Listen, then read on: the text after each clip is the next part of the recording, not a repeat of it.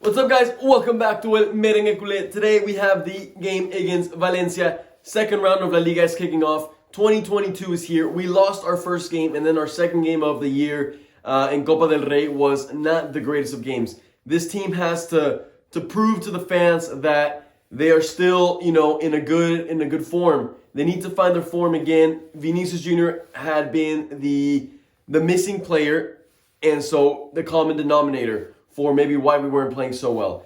Vinicius Jr. is back in the lineup. Asensio is also up there with Benzema. The team needs to prove to us that they still got it. Let's see how this game goes. Let's get started.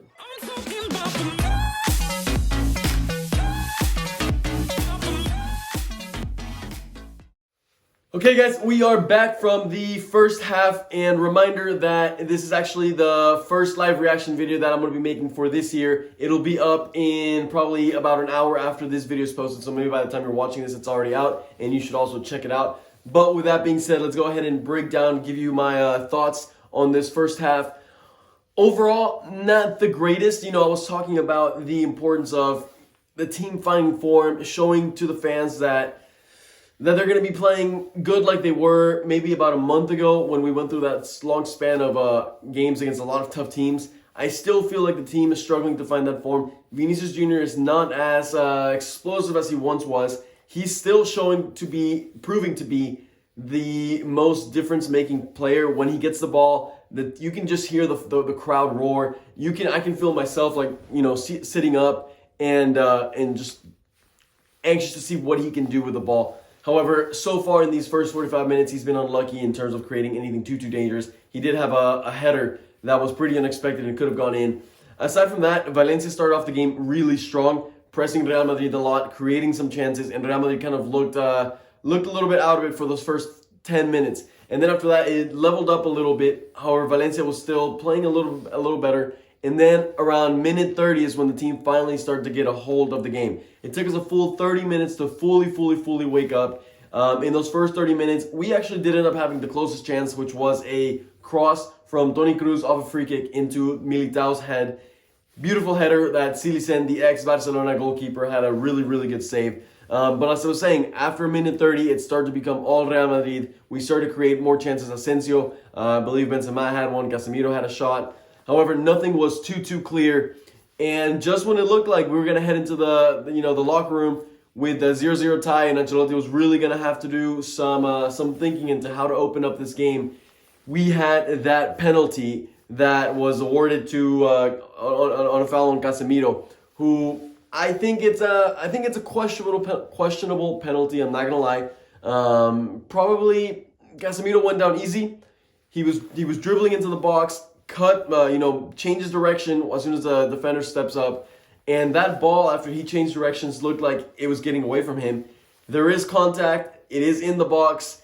But like I said, Casemiro goes down a little bit easy. Nonetheless, it is a penalty. Probably one of the first penalties Real Madrid gets called in a long time. So it was nice to see actually getting a penalty. And then Benzema buried that ball into the back of the net with a beautiful strike to the top left corner. Unsavable for Silicen, and now we're up 1-0. We're going to have to really come out the second half and manage this game right. I still need to see more from the team. Need to see more from Benzema. He's been awfully quiet, regardless of the fact that he just scored a penalty goal. He's been awfully quiet, not just this game, but the past games, maybe 4 or 5, even 6.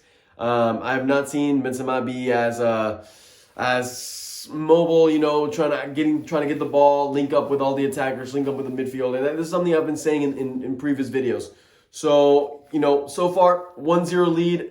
Team has still a lot to prove. I'm excited to see what changes Ancelotti can make for the second half. And big game, because next one is against Barcelona in the Super Cup semifinals. So we have to go in there with a win, feeling good, and, staying motivated. All right, guys, with that being said, I'll see y'all at the end of the game. Okay, guys, we are back from that second half and the final whistle. And in the end, it's all sunshine and rainbows for Real Madrid today as they come off with a 4-1 victory. The score, in my opinion, says a lot different from the overall gameplay. I think it was more of a burst of 10 minutes from Real Madrid that really put this game to rest. Especially, those 10 minutes at the beginning of the second half when Vinicius was able to find both goals. Both of them, the first goal being a play that between Karim Benzema and Vinicius Jr. once again showing up how well they link together. It was a bit of a pinball mess in the box, but Vinicius was able to get that final touch to go around Diakabi, the Valencia defender, and then he had a cool, easy one-on-one finish against Jasper Cillessen to give us a 2-0 lead. Shortly after that, Real Madrid found themselves in a very comfortable situation. They're up 2-0. They're playing better than they had been playing in the first half. They're comfortable with the ball. And in one counter, they were starting to get a lot more counterattacks since Valencia was trying to go find that, get one goal back. And in a counterattack, Marco Asensio finds himself pretty close to being a one-on-one, kind of coming off from the side. Takes a really strong shot that Jasper Cillessen does a bad job. I mean, he saves it, but he does a bad job with the rebound that falls to Vinicius Jr. basically on the line for him to just tap it in. And at that point, it was, we knew it was game over for Valencia. Real Madrid was having a party at that moment. Vinicius Jr. getting a second goal. The crowd roaring. Everyone has been just absolutely in love with Vinicius Jr. over this past season, really, in this year. So happy days. At that moment, I was like, man, I really would love to see Vinicius Jr. get a goal. From there on, Ancelotti finally decided to make some changes, looking ahead into this week's game against Barcelona, and he took out big players for us, Modric, and then Casemiro, who was already on a yellow card.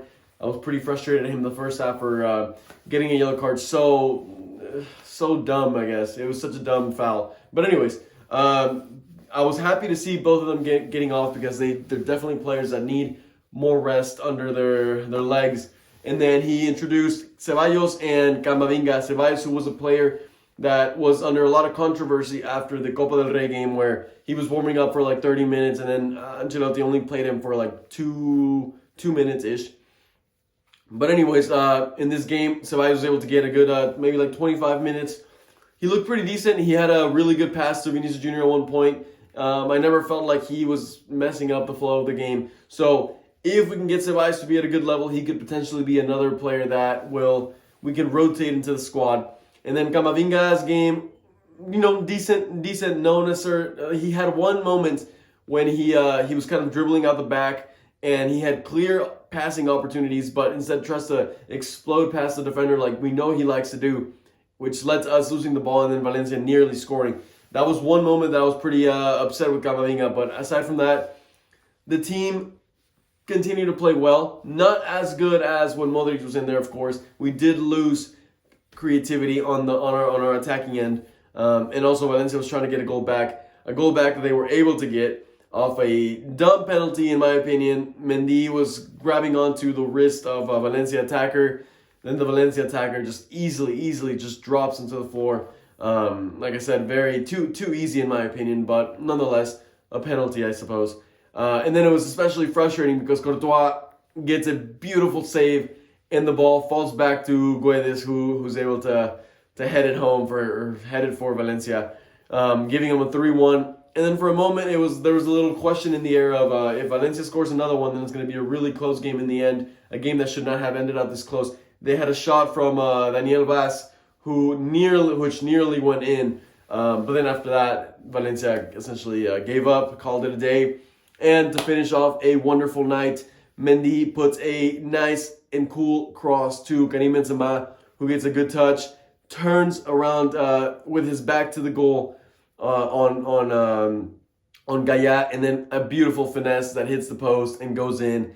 And that was the final nail in the coffin for Valencia this season. We're done playing against Valencia. Usually, one of the better teams in La Liga. Ended up getting 2 wins against them this season, so that's good. We kind of get back to winning ways after that Getafe struggle. So I'm glad we kind of cut that losing streak right there. Didn't let it get too bad. And now we need to start thinking about Barcelona. We need to, put them away. They are obviously coming off from tying against Granada, a game that I watched I watched the second half, and Granada deserved more in my opinion. Barca was playing sloppy. They deserve more red cards. So Real Madrid's really going to have to go to the Clásico and really show them who's daddy. But with that being said, guys, please make sure you smash the like button down below. Hit the subscribe button as well if you're new to the account. and I will see you on Wednesday for that Clásico. Ricky should definitely should be here for that game, so you're not gonna want to miss it. And with that being said, as always, a la Madrid.